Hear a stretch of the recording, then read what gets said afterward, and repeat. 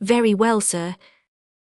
The consul proceeded to sign and date the passport, after which he added his official seal. Mr. Fogg paid the customary fee, coldly bowed and went out, followed by his servant. Well, queried the detective. Well, he looks and acts like a perfectly honest man, replied the consul. Possibly, but that is not the question. Do you think, consul, that this phlegmatic gentleman resembles, feature by feature, the robber whose description I have received? I concede that, but then you know all descriptions. I'll make certain of it, interrupted Fix. The servant seems to me less mysterious than the master, besides he's a Frenchman and can't help talking. Excuse me for a little while, consul. Fix started off in search of Passepartout. Meanwhile Mr. Fogg, after leaving the consulate, repaired to the quay, gave some orders to Passepartout, went off to the Mongolia in a boat, and descended to his cabin. He took up his notebook, which contained the following memoranda. Left London Wednesday, October 2nd at 8:45 p.m. Reached Paris Thursday, October 3rd at 7:20 a.m. Left Paris Thursday at 8:40 a.m. Reached Turin by Mont-Cenis Friday, October 4th at 6:35 a.m. Left Turin Friday at 7:20 a.m. Arrived at Brindisi Saturday, October 5th at 4 p.m. Sailed on the Mongolia Saturday at 5 p.m. Reached Suez Wednesday, October 9th at 11 a.m. Total of hours spent 1,581, or in days 6 days and a half. These dates were inscribed in an itinerary divided into columns, indicating the month, the day of the month, and the day for the stipulated and actual arrivals at each principal point: Paris, Brindisi, Suez, Bombay, Calcutta, Singapore, Hong Kong, Yokohama, San Francisco, New York and London, from the 2nd of October to the 21st of December, and giving a space for setting down the gain made or the loss suffered on arrival at each locality. This methodical record thus contained an account of everything needed, and Mr. Fogg always knew whether he was behindhand or in advance of his time. On this Friday, October 9th, he noted his arrival at Suez, and observed that he had as yet neither gained nor lost. He sat down quietly to breakfast in his cabin, never once thinking of inspecting the town, being one of those Englishmen who are wont to see foreign countries through the eyes of their domestics. Chapter 8, in which Passepartout talks rather more, perhaps, than is prudent. Fix soon rejoined Passepartout, who was lounging and looking about on the quay, as if he did not feel that he, at least, was obliged not to see anything. Well, my friend, said the detective, coming up with him, is your passport visaed? Ah, it's you, is it, monsieur? Responded Passepartout. Thanks, yes, the passport is all right.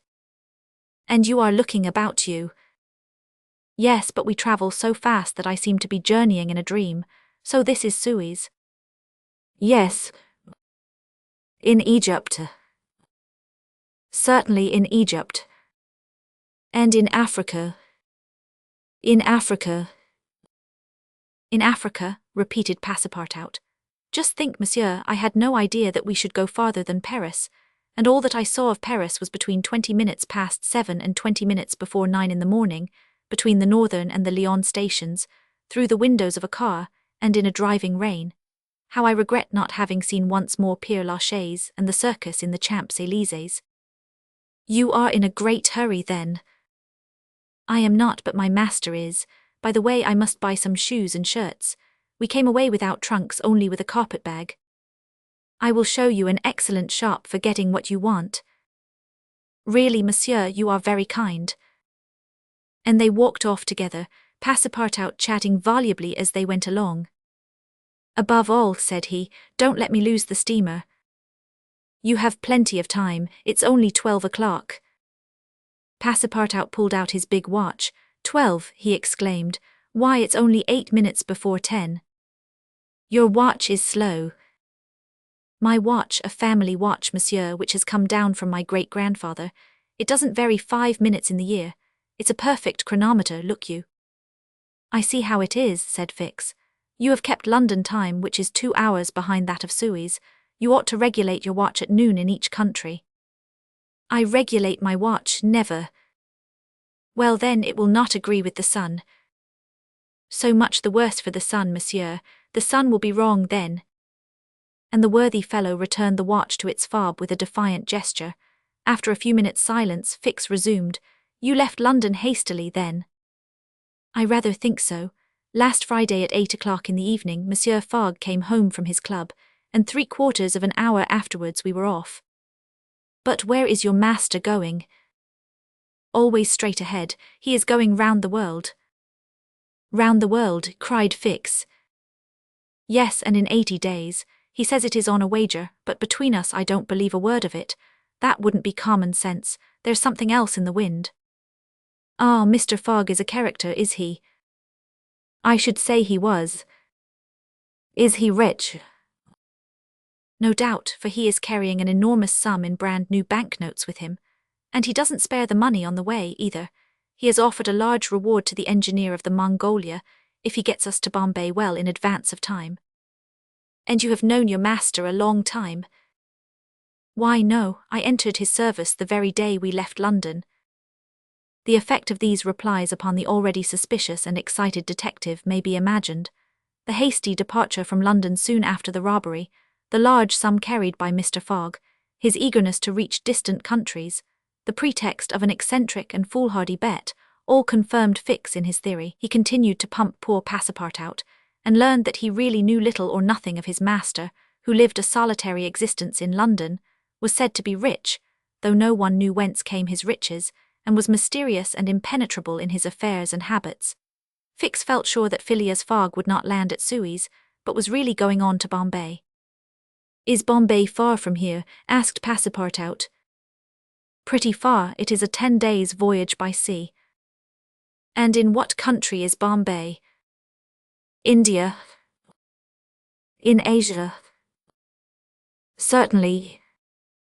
"The deuce, I was going to tell you there's one thing that worries me, my burner." "What burner?" "My gas burner, which I forgot to turn off, and which is at this moment burning at my expense. I have calculated, monsieur, that I lose 2 shillings every 24 hours, exactly 6 pence more than I earn, and you will understand that the longer our journey." Chapter 999. Fix pay any attention to Passepartout's trouble about the gas. It is not probable. He was not listening but was cogitating a project.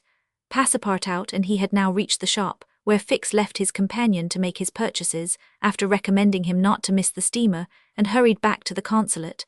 Now that he was fully convinced, Fix had quite recovered his equanimity. "Consul," said he, "I have no longer any doubt. I have spotted my man. He passes himself off as an odd stick who is going round the world in 80 days. "Then he's a sharp fellow," returned the consul, "and counts on returning to London after putting the police of the 2 countries off his track."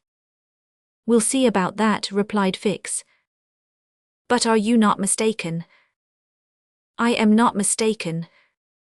Why was this robber so anxious to prove by the visa that he had passed through Suez? Why, I have no idea, but listen to me. He reported in a few words the most important parts of his conversation with Passepartout. "In short," said the consul, "appearances are wholly against this man, and what are you going to do?"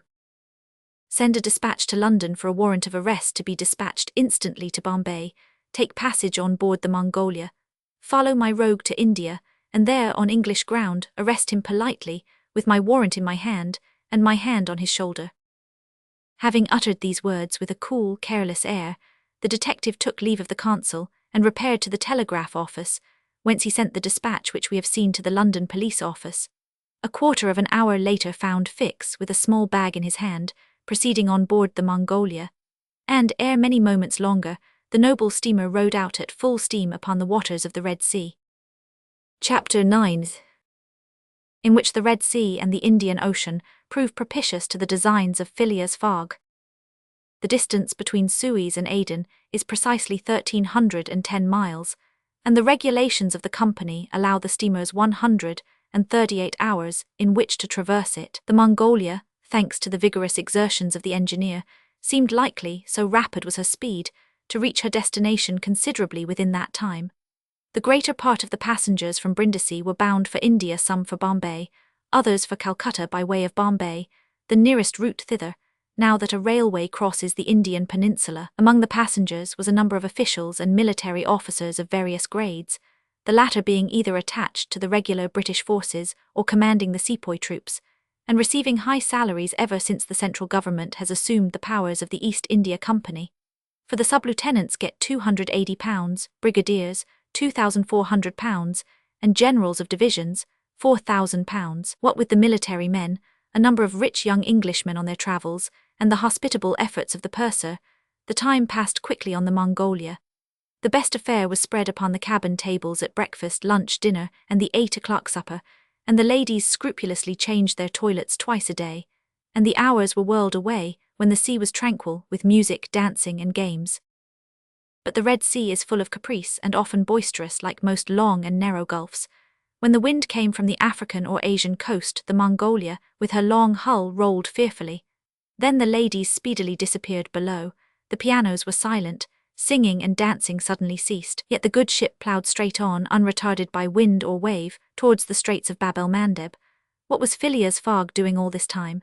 It might be thought that in his anxiety he would be constantly watching the changes of the wind, the disorderly raging of the billows, every chance, in short, which might force the Mongolia to slacken her speed and thus interrupt his journey. But if he thought of these possibilities, he did not betray the fact by any outward sign.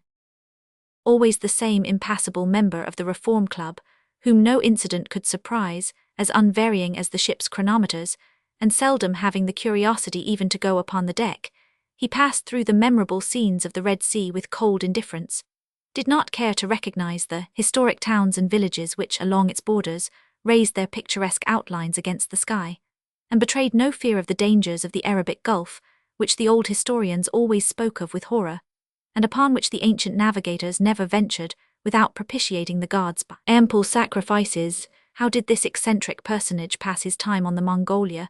He made his 4 hearty meals every day, regardless of the most persistent rolling and pitching on the part of the steamer, and he played whist indefatigably, for he had found partners as enthusiastic in the game as himself, a tax collector on the way to his post at Goa, the Rev. Decimus Smith returning to his parish at Bombay, and a brigadier general of the English army who was about to rejoin his brigade at Benares, made up the party, and with Mr. Fogg, played whist by the hour together in absorbing silence.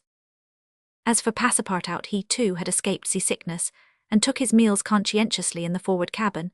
He rather enjoyed the voyage, for he was well fed and well lodged, took a great interest in the scenes through which they were passing, and consoled himself with the delusion that his master's whim would end at Bombay. He was pleased, on the day after leaving Suez, to find on deck the obliging person with whom he had walked and chatted on the quays. "If I am not mistaken," said he, approaching this person with his most amiable smile, "you are the gentleman who so kindly volunteered to guide me at Suez." "Ah, I quite recognize you. You are the servant of the strange Englishman." "Just so, monsieur." "Fix." "Monsieur Fix," resumed Passepartout, "I'm charmed to find you on board. Where are you bound?" "Like you, to Bombay." "That's capital. Have you made this trip before?" "Several times. I am one of the agents of the Peninsular Company." "Then you know India?" "Why, yes," replied Fix, who spoke cautiously. "A curious place, this India." "Oh, very curious. Mosques, minarets, temples, fakirs, pagodas, tigers, snakes, elephants. I hope you will have ample time to see the sights." "I hope so, Monsieur Fix. You see, a man of sound sense ought not to spend his life jumping from a steamer upon a railway train, and from a railway train upon a steamer again, pretending to make the tour of the world in 80 days. No, all these gymnastics, you may be sure, will cease at Bombay." "And Mr. Fogg is getting on well?" asked Fix in the most natural tone in the world. "Quite well, and I too. I eat like a famished ogre, it's the sea air." "But I never see your master on deck." "Never, he hasn't the least curiosity." "Do you know, Mr. Passepartout, that this pretended tour in 80 days may conceal some secret errand, perhaps a diplomatic mission?" "Faith, Monsieur Fix, I assure you I know nothing about it, nor would I give half a crown to find out." After this meeting, Passepartout and Fix got into the habit of chatting together, the latter making it a point to gain the worthy man's confidence. He frequently offered him a glass of whisky or pale ale in the steamer bar-room, which Passepartout never failed to accept with graceful alacrity, mentally pronouncing Fix the best of good fellows. Meanwhile, the Mongolia was pushing forward rapidly. On the 13th, Mocha, surrounded by its ruined walls whereon date trees were growing, was sighted, and on the mountains beyond were espied vast coffee fields.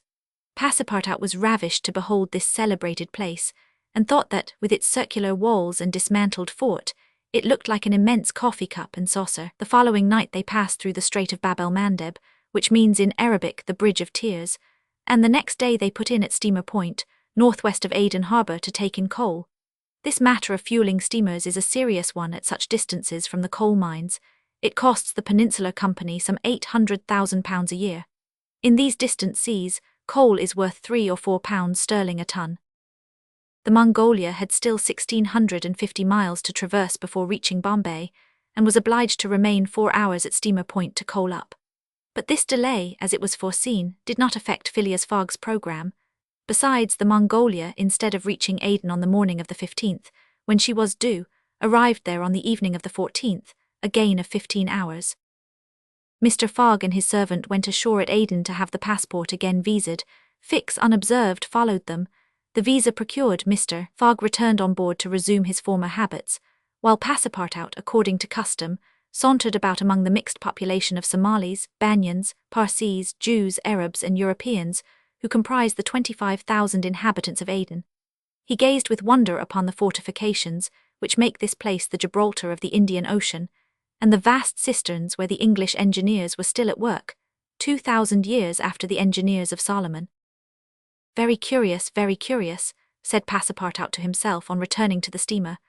I see that it is by no means useless to travel if a man wants to see something new.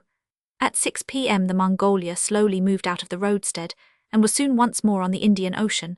She had 168 hours in which to reach Bombay, and the sea was favourable, the wind being in the northwest and all sails aiding the engine. The steamer rolled but little, the ladies in fresh toilets reappeared on deck, and the singing and dancing were resumed. The trip was being accomplished most successfully, and Passepartout was enchanted with the congenial companion which chance had secured him in the person of the delightful Fix. On Sunday, October 20th, towards noon, they came in sight of the Indian coast. 2 hours later the pilot came on board. A range of hills lay against the sky in the horizon, and soon the rows of palms which adorn Bombay came distinctly into view. The steamer entered the road formed by the islands in the bay, and at 4:30 she hauled up at the quays of Bombay. Phileas Fogg was in the act of finishing the 33rd rubber of the voyage, and his partner and himself, having, by a bold stroke, captured all 13 of the tricks, concluded this fine campaign with a brilliant victory. The Mongolia was due at Bombay on the 22nd, she arrived on the 20th. This was a gain to Phileas Fogg of 2 days since his departure from London, and he calmly entered the fact in the itinerary, in the column of gains. Chapter 10, in which Passepartout is only too glad to get off with the loss of his shoes. Everybody knows that the great reversed triangle of land, with its base in the north and its apex in the south, which is called India, embraces 1,400,000 square miles, upon which is spread unequally a population of 180 millions of souls. The British Crown exercises a real and despotic dominion over the larger portion of this vast country, and has a Governor-General stationed at Calcutta, governors at Madras, Bombay, and in Bengal, and a lieutenant governor at Agra. But British India, properly so called, only embraces 700,000 square miles, and a population of from 100 to 110 millions of inhabitants. A considerable portion of India is still free from British authority, and there are certain ferocious Rajas in the interior who are absolutely independent. The celebrated East India Company was all-powerful when the English first gained a foothold on the spot where now stands the city of Madras. Down to the time of the great Sepoy insurrection, it gradually annexed province after province, purchasing them of the native chiefs, whom it seldom paid, and appointed the Governor-General and his subordinates, civil and military. But the East India Company has now passed away, leaving the British possessions in India directly under the control of the Crown. The aspect of the country, as well as the manners and distinctions of race, is daily changing. Formerly one was obliged to travel in India by the old cumbrous methods of going on foot or on horseback, in palanquins or unwieldy coaches. Now fast steamboats ply on the Indus and the Ganges, and a great railway, with branch lines joining the main line at many points on its route, traverses the peninsula from Bombay to Calcutta in 3 days. This railway does not run in a direct line across India. The distance between Bombay and Calcutta, as the bird flies, is only from 1,000 to 1,100 miles, but the deflections of the road increase this distance by more than a third. The general route of the Great Indian Peninsula Railway is as follows. Leaving Bombay, it passes through Salsette, crossing to the continent opposite Tanna, goes over the chain of the Western Ghats, runs thence northeast as far as Berhampur, skirts the nearly independent territory of Bundelkhand, ascends to Allahabad, turns thence eastwardly, meeting the Ganges at Benares, then departs from the river a little, and descending southeastward by Burdivan and the French town of Chandrinagar, has its terminus at Calcutta. The passengers of the Mongolia went ashore at 4:30 p.m. At exactly 8 the train would start for Calcutta. Mr. Fogg, after bidding goodbye to his whist partners, left the steamer, gave his servant several errands to do, urged it upon him to be at the station promptly at 8, and with his regular step, which beat to the second like an astronomical clock, directed his steps to the passport office. As for the wonders of Bombay, its famous city hall, its splendid library, its forts and docks, its bazaars, mosques, synagogues, its Armenian churches, and the noble pagoda on Malabar Hill with its 2 polygonal towers, he cared not a straw to see them. He would not deign to examine even the masterpieces of Elephanta, or the mysterious Hypogea, concealed southeast from the docks, or those fine remains of Buddhist architecture, the Kenherian grottos of the island of Salsette. Having transacted his business at the passport office, Phileas Fogg repaired quietly to the railway station, where he ordered dinner. Among the dishes served up to him, the landlord especially recommended a certain giblet of native rabbit, on which he prided himself. Mr. Fogg accordingly tasted the dish, but despite its spiced sauce found it far from palatable. He rang for the landlord, and on his appearance said, fixing his clear eyes upon him, "Is this rabbit, sir?" "Yes, my lord," the rogue boldly replied, "rabbit from the jungles." "And this rabbit did not mew when he was killed?" "Mew, my lord, what a rabbit mew, I swear to you." "Be so good, landlord, as not to swear, but remember this. Cats were formerly considered in India as sacred animals. That was a good time." "For the cats, my lord." "Perhaps for the travellers as well." After which Mr. Fogg quietly continued his dinner. Fix had gone on shore shortly after Mr. Fogg, and his first destination was the headquarters of the Bombay police. He made himself known as a London detective, told his business at Bombay, and the position of affairs relative to the supposed robber, and nervously asked if a warrant had arrived from London. It had not reached the office. Indeed, there had not yet been time for it to arrive. Fix was sorely disappointed, and tried to obtain an order of arrest from the director of the Bombay police. This the director refused, as the matter concerned the London office, which alone could legally deliver the warrant. Fix did not insist, and was fain to resign himself to await the arrival of the important document, but he was determined not to lose sight of the mysterious rogue as long as he stayed in Bombay. He did not doubt for a moment, any more than Passepartout, that Phileas Fogg would remain there, at least until it was time for the warrant to arrive. Passepartout, however, had no sooner heard his master's orders on leaving the Mongolia than he saw at once that they were to leave Bombay as they had done Suez and Paris, and that the journey would be extended at least as far as Calcutta, and perhaps beyond that place. He began to ask himself if this bet that Mr. Fogg talked about was not really in good earnest, and whether his fate was not in truth forcing him, despite his love of repose, around the world in 80 days. Having purchased the usual quota of shirts and shoes, he took a leisurely promenade about the streets, where crowds of people of many nationalities, Europeans, Persians with pointed caps, Banyas with round turbans, Sinds with square bonnets, Parsees with black mitres, and long-robed Armenians, were collected. It happened to be the day of a Parsee festival. These descendants of the sect of Zoroaster, the most thrifty, civilized, intelligent, and austere of the East Indians, among whom are counted the richest native merchants of Bombay, were celebrating a sort of religious carnival, with processions and shows, in the midst of which Indian dancing girls, clothed in rose-coloured gauze, looped up with gold and silver, danced airily, but with perfect modesty, to the sound of viols and the clanging of tambourines. It is needless to say that Passepartout watched these curious ceremonies with staring eyes and gaping mouth, and that his countenance was that of the greenest booby imaginable. Unhappily for his master, as well as himself, His curiosity drew him unconsciously farther off than he intended to go. At last, having seen the Parsi carnival wind away in the distance, he was turning his steps towards the station, when he happened to espy the splendid pagoda on Malabar Hill, and was seized with an irresistible desire to see its interior. He was quite ignorant that it is forbidden to Christians to enter certain Indian temples, and that even the faithful must not go in without first leaving their shoes outside the door. It may be said here that the wise policy of the British government severely punishes a disregard of the practices of the native religions.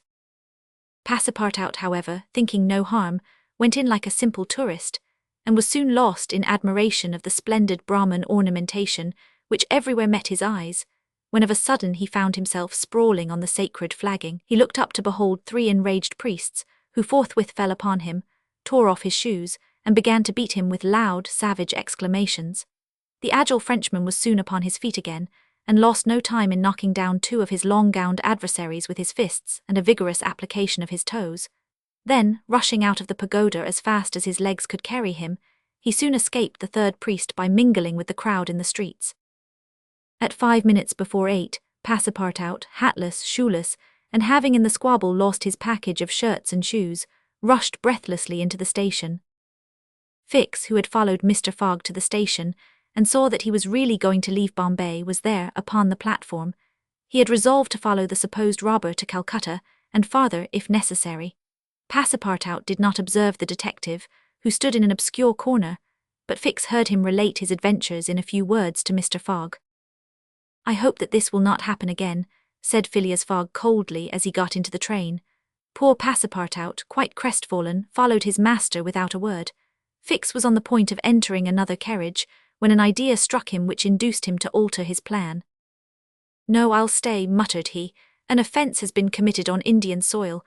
I've got my man." Just then the locomotive gave a sharp screech, and the train passed out into the darkness of the night. Chapter 11, in which Phileas Fogg secures a curious means of conveyance at a fabulous price. The train had started punctually. Among the passengers were a number of officers, government officials, and opium and indigo merchants, whose business called them to the eastern coast. Passepartout rode in the same carriage with his master, and a 3rd passenger occupied a seat opposite to them. This was Sir Francis Cromarty, one of Mr. Fogg's whist partners on the Mongolia, now on his way to join his corps at Benares. Sir Francis was a tall, fair man of 50, who had greatly distinguished himself in the last Sepoy revolt. He made India his home, only paying brief visits to England at rare intervals, and was almost as familiar as a native with the customs, history, and character of India and its people. But Phileas Fogg, who was not travelling but only describing a circumference, took no pains to inquire into these subjects. He was a solid body, traversing an orbit around the terrestrial globe, according to the laws of rational mechanics.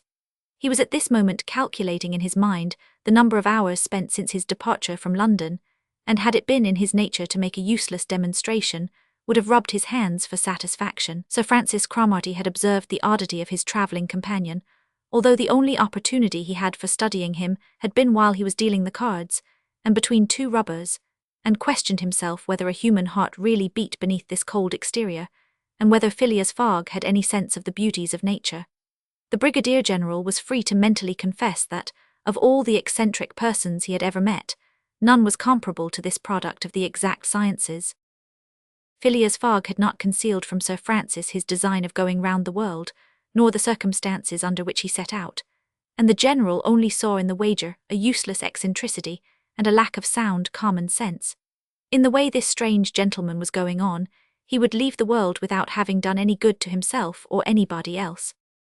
An hour after leaving Bombay, the train had passed the viaducts and the island of Salsette, and had got into the open country. At Kaulian they reached the junction of the branch line which descends towards southeastern India by Kandala and Poona, and passing Porwell, they entered the defiles of the mountains, with their basalt bases, and their summits crowned with thick and verdant forests. Phileas Fogg and Sir Francis Cromarty exchanged a few words from time to time, and now Sir Francis, reviving the conversation, observed, "Some years ago, Mr. Fogg, you would have met with a delay at this point which would probably have lost you your wager."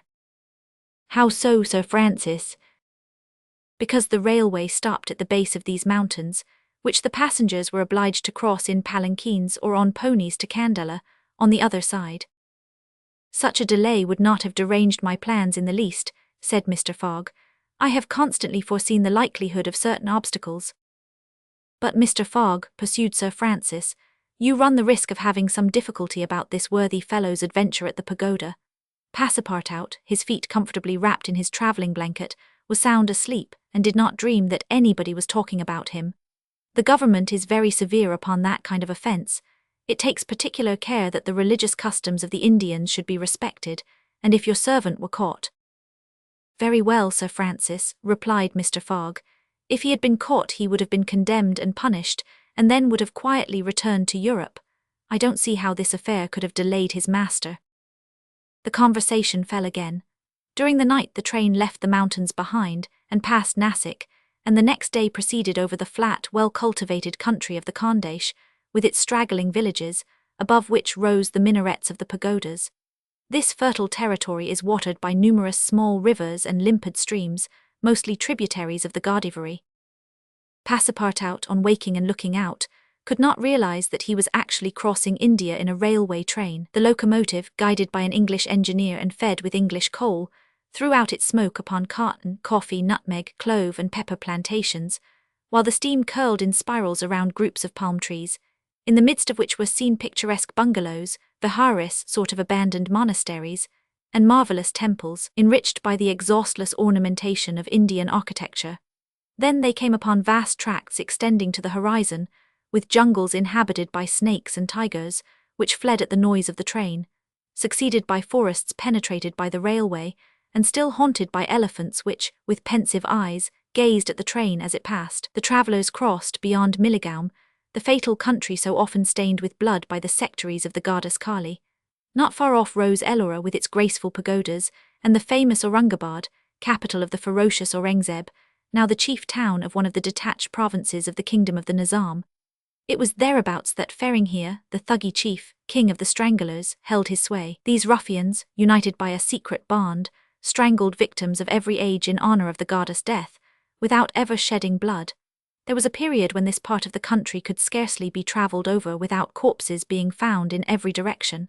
The English government has succeeded in greatly diminishing these murders, though the Thuggies still exist and pursue the exercise of their horrible rights. At 12:30, the train stopped at Burhampur, where Passepartout was able to purchase some Indian slippers, ornamented with false pearls, in which, with evident vanity, he proceeded to encase his feet. The travellers made a hasty breakfast and started off for Ashoga, after skirting for a little the banks of the small river Tapti, which empties into the Gulf of Cambrai near Surat. Passepartout was now plunged into absorbing reverie. Up to his arrival at Bombay, he had entertained hopes that their journey would end there, but now that they were plainly whirling across India at full speed, a sudden change had come over the spirit of his dreams. His old vagabond nature returned to him. The fantastic ideas of his youth once more took possession of him. He came to regard his master's project as intended in good earnest, believed in the reality of the bet, and therefore in the tour of the world and the necessity of making it without fail within the designated period. Already he began to worry about possible delays and accidents which might happen on the way. He recognized himself as being personally interested in the wager, and trembled at the thought that he might have been the means of losing it by his unpardonable folly of the night before. Being much less cool-headed than Mr. Fogg, he was much more restless, counting and recounting the days passed over, uttering maledictions when the train stopped, and accusing it of sluggishness, and mentally blaming Mr. Fogg for not having bribed the engineer. The worthy fellow was ignorant that, while it was possible by such means to hasten the rate of a steamer, it could not be done on the railway. The train entered the defiles of the Satpur Mountains, which separate the Khandesh from Bundelkund, towards evening. The next day Sir Francis Cromarty asked Passepartout what time it was, to which, on consulting his watch, he replied that it was 3 in the morning. This famous timepiece, always regulated on the Greenwich meridian, which was now some 77 degrees westward, was at least 4 hours slow. Sir Francis corrected Passepartout's time, whereupon the latter made the same remark that he had done to Fix, and upon the general insisting that the watch should be regulated in each new meridian, since he was constantly going eastward, that is in the face of the sun, and therefore the days were shorter by 4 minutes for each degree gone over, Passepartout obstinately refused to alter his watch, which he kept at London time. It was an innocent delusion which could harm no one. The train stopped at 8 o'clock, in the midst of a glade some 15 miles beyond Rothal, where there were several bungalows and workmen's cabins. The conductor, passing along the carriages, shouted, "Passengers will get out here." Phileas Fogg looked at Sir Francis Cromarty for an explanation, but the general could not tell what meant a halt in the midst of this forest of dates and acacias. Passepartout, not less surprised, rushed out and speedily returned, crying, "Monsieur, no more railway." "What do you mean?" asked Sir Francis. "I mean to say that the train isn't going on." The general at once stepped out, while Phileas Fogg calmly followed him, and they proceeded together to the conductor. "Where are we?" asked Sir Francis. "At the hamlet of Colby." "Do we stop here?"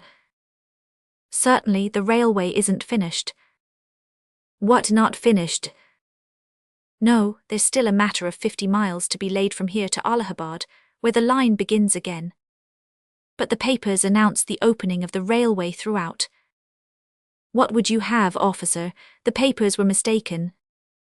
"Yet you sell tickets from Bombay to Calcutta," retorted Sir Francis, who was growing warm.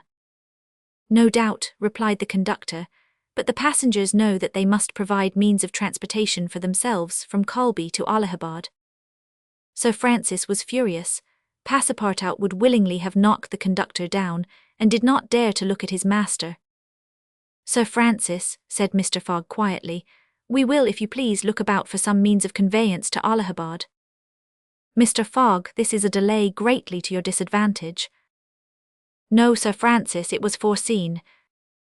"What, you knew that the way—" "Not at all, but I knew that some obstacle or other would sooner or later arise on my route. Nothing, therefore, is lost. I have 2 days, which I have already gained, to sacrifice. A steamer leaves Calcutta for Hong Kong at noon on the 25th. This is the 22nd, and we shall reach Calcutta in time." There was nothing to say to so confident a response. It was but too true that the railway came to a termination at this point.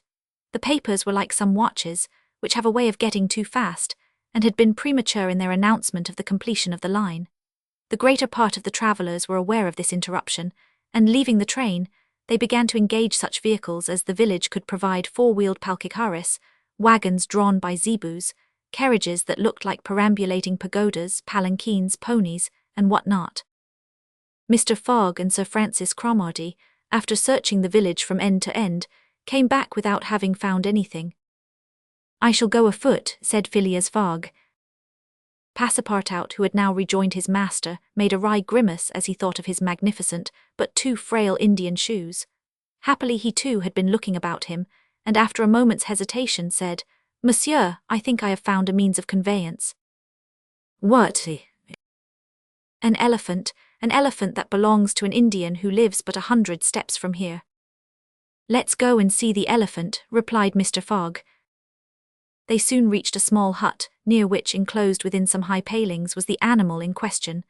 An Indian came out of the hut, and at their request, conducted them within the enclosure. The elephant, which its owner had reared not for a beast of burden, but for warlike purposes, was half domesticated. The Indian had begun already, by often irritating him, and feeding him every 3 months on sugar and butter, to impart to him a ferocity not in his nature, this method being often employed by those who train the Indian elephants for battle. Happily, however, for Mr. Fogg, the animal's instruction in this direction had not gone far, and the elephant still preserved his natural gentleness. Kiauni, this was the name of the beast, could doubtless travel rapidly for a long time, and in default of any other means of conveyance, Mr. Fogg resolved to hire him. But elephants are far from cheap in India, where they are becoming scarce. The males, which alone are suitable for circus shows, are much sought, especially as but few of them are domesticated. When therefore Mr. Fogg proposed to the Indian to hire Kiauni, he refused point blank. Mr. Fogg persisted, offering the excessive sum of £10 an hour for the loan of the beast to Allahabad. Refused. £20, refused also. £40, still refused. Passepartout jumped at each advance, but the Indian declined to be tempted. Yet the offer was an alluring one, for supposing it took the elephant 15 hours to reach Allahabad, his owner would receive no less than £600 sterling. Phileas Fogg, without getting in the least flurried, then proposed to purchase the animal outright, and at first offered £1,000 for him. The Indian, perhaps thinking he was going to make a great bargain, still refused. Sir Francis Cromarty took Mr. Fogg aside and begged him to reflect before he went any further, to which that gentleman replied that he was not in the habit of acting rashly, that a bet of £20,000 was at stake, that the elephant was absolutely necessary to him, and that he would secure him if he had to pay 20 times his value. Returning to the Indian, whose small, sharp eyes, glistening with avarice, betrayed that with him it was only a question of how great a price he could obtain, Mr. Fogg offered first £1,200, then £1,500, £1,800, £2,000. Passepartout, usually so rubicund, was fairly white with suspense. At £2,000 the Indian yielded. "What a price, good heavens!" cried Passepartout, "for an elephant." It only remained now to find a guide, which was comparatively easy. A young Parsee with an intelligent face offered his services, which Mr. Fogg accepted, promising so generous a reward as to materially stimulate his zeal. The elephant was led out and equipped. The Parsee, who was an accomplished elephant driver, covered his back with a sort of saddle-cloth, and attached to each of his flanks some curiously uncomfortable howdahs. Phileas Fogg paid the Indian with some banknotes which he extracted from the famous carpet-bag, a proceeding that seemed to deprive poor Passepartout of his vitals. Then he offered to carry Sir Francis to Allahabad, which the brigadier gratefully accepted, as one traveller the more would not be likely to fatigue the gigantic beast. Provisions were purchased at Calby, and while Sir Francis and Mr. Fogg took the howdahs on either side, Passepartout got astride the saddle-cloth between them.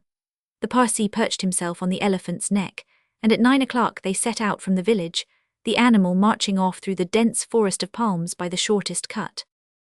Chapter 12, in which Phileas Fogg and his companions venture across the Indian forests, and what ensued. In order to shorten the journey, the guide passed to the left of the line where the railway was still in process of being built. This line, owing to the capricious turnings of the Vindhya Mountains, did not pursue a straight course. The Parsee, who was quite familiar with the roads and paths in the district, declared that they would gain 20 miles by striking directly through the forest. Phileas Fogg and Sir Francis Cromarty, plunged to the neck in the peculiar howdahs provided for them, were horribly jostled by the swift trotting of the elephant, spurred on as he was by the skilful Parsee. But they endured the discomfort with true British phlegm, talking little and scarcely able to catch a glimpse of each other. As for Passepartout, who was mounted on the beast's back, and received the direct force of each concussion as he trod along, he was very careful, in accordance with his master's advice, to keep his tongue from between his teeth, as it would otherwise have been bitten off short. The worthy fellow bounced from the elephant's neck to his rump, and vaulted like a clown on a springboard. Yet he laughed in the midst of his bouncing, and from time to time took a piece of sugar out of his pocket, and inserted it in Chiauni's trunk, who received it without in the least slackening his regular trot. After 2 hours the guide stopped the elephant, and gave him an hour for rest, during which Chiauni, after quenching his thirst at a neighbouring spring, set to devouring the branches and shrubs round about him. Neither Sir Francis nor Mr. Fogg regretted the delay, and both descended with a feeling of relief. "Why, he's made of iron," exclaimed the general, gazing admiringly on Chiauni. "Of forged iron," replied Passepartout, as he set about preparing a hasty breakfast. At noon the Parsee gave the signal of departure. The country soon presented a very savage aspect.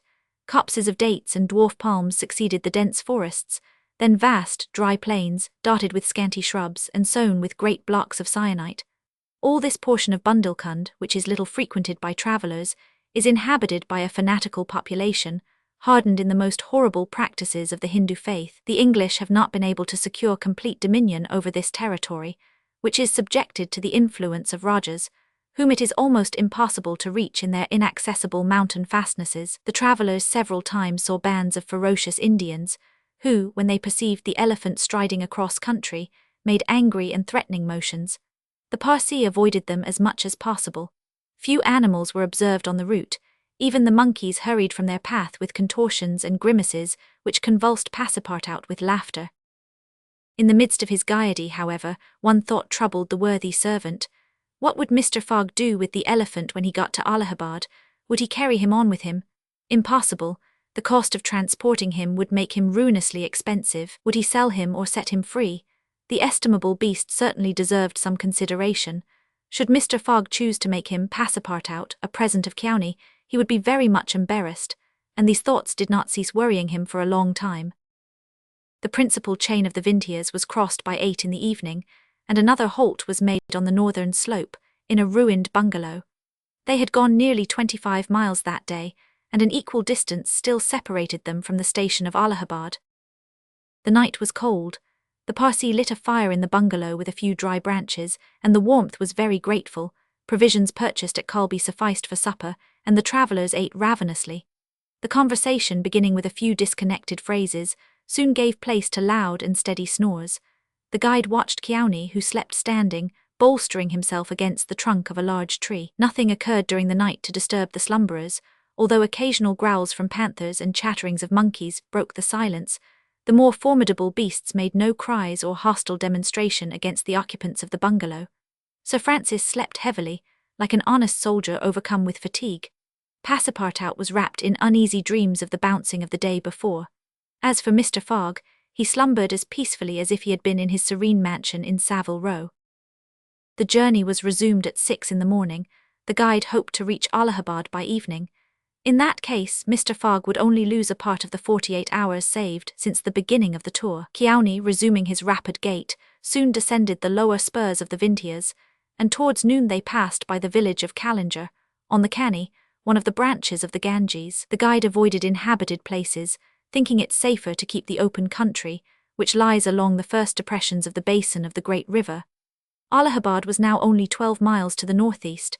They stopped under a clump of bananas, the fruit of which, as healthy as bread and as succulent as cream, was amply partaken of and appreciated.